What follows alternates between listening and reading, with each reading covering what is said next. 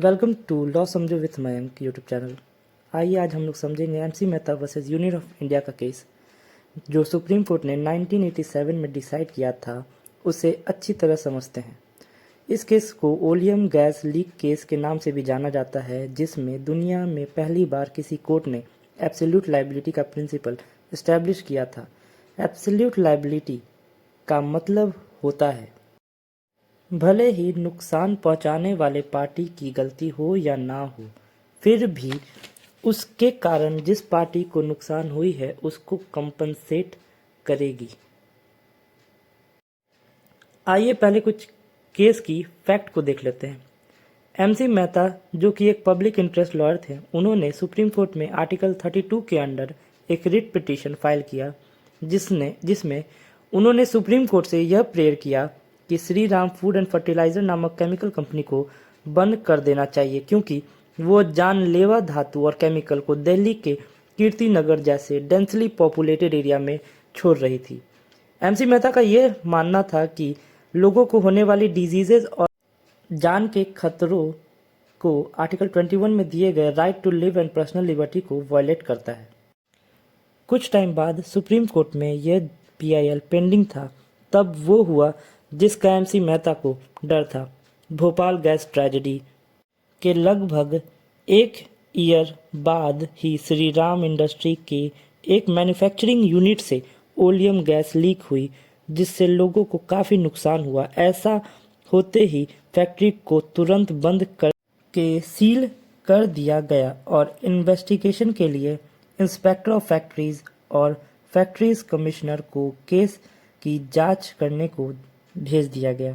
Oleum gas leak का incident environment protection act बनने के पहले हुआ था। पार्लियामेंट ने इस केस से प्रेरणा लेते हुए इन्वायरमेंटल प्रोटेक्शन एक्ट में कुछ प्रोविजन को ऐड किया था। आइए देखते हैं इस केस में लिए गए इशू क्या थे।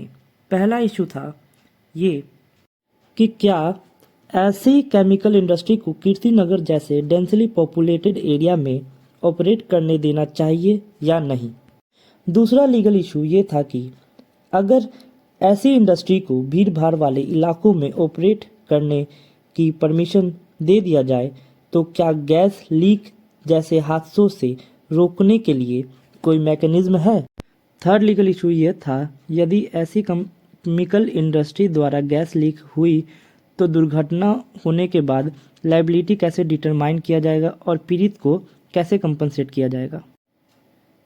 इस केस में 5 जज की कॉन्स्टिट्यूशनल बेंच बैठी थी, जिसको हेड पीएन भगवती जी ने किया था। पीएन भगवती ने इससे ओलियम गैस लीक केस में एब्सोल्यूट लायबिलिटी का प्रिंसिपल पहली बार इंट्रोड्यूस किया, जो आज कई और देशों में भी यूज़ किया जाता है। सुप्रीम कोर्ट ने कहा था कि ये बात सच है कि हैजार्डस इंडस्ट्री को सेटअप करना ज़रूरी है ताकि इकोनॉमिकल डेवलपमेंट और सोसाइटी एडवांस हो सके, लेकिन वो इंडस्ट्री अपने रिस्पॉन्सिबिलिटी से पल्लू नहीं झाड़ सकती केवल यह कहकर कि उसने सारे प्रिकॉशन लिए थे और वो नेग्लिजेंट नहीं है। तो कोर्ट ने इसी केस में एक तरीके से नो फॉल्ट लायबिलिटी के बिना एक्सेप्शन को अप्लाई कर दिया, और भले ही इंडस्ट्री का कोई फॉल्ट हो या ना हो, हादसे को होने या रोकने में प्रिकॉशन लिया गया या नहीं, अगर इंडस्ट्री के द्वारा किसी भी लोगों को हादसे में कोई भी नुकसान हुआ तो वो एब्सोल्यूट लायबिलिटी के अंदर लायबल होगा और उसको भरपाई करनी पड़ेगी।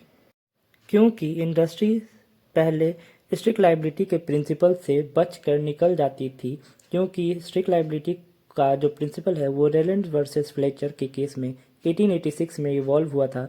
उसमें कुछ एक्सेप्शन दी गई थी इंडस्ट्री को। एक्सेप्शन को यूज़ करके इंडस्ट्री हर समय बच के निकल जाती थी। सुप्रीम कोर्ट ने कहा कि 1886 में स्ट्रिक्ट लायबिलिटी में कुछ एक्सेप्शन लाजमी थे, क्योंकि उस टाइम जहां इतने हैजार्डस इंडस्ट्रियल सेटअप होते थे वहां इतने ज़्यादा भीड़ भाड़ नहीं होती थी। 1886 में जज ने नहीं सोचा था कि साइंस एंड टेक्नोलॉजी में इतने डेवलपमेंट होगी कि इतना हैजार्डस केमिकल बन भी सकता है कि नहीं, वो भी ऐसे प्लेस पर जो डेंसली पॉपुलेटेड हो। आज के टाइम स्ट्रिक्ट लायबिलिटी में दिए गए एक्सेप्शन को हटाकर इंडस्ट्री को एब्सोल्यूट लायबिलिटी करना ज़रूरी है, वरना ऐसी इंडस्ट्री उससे बचकर निकल जाएंगी। इस ही केस में सुप्रीम कोर्ट के ऑब्जर्वेशन को गवर्नमेंट ने इन्वायरमेंटल लॉ बनाते वक्त मनमोहन सिंह कमेटी और नीले चौधरी कमेटी जैसे जगह पर भी इस्तेमाल किया था। आशा करता हूँ कि आप लोग को MC Mehta versus union of India का केस समझ में आया होगा और नई तरीके की वीडियो के लिए इस चैनल से जुड़े रहें। Thank you for watching law समझो विथ मयंक।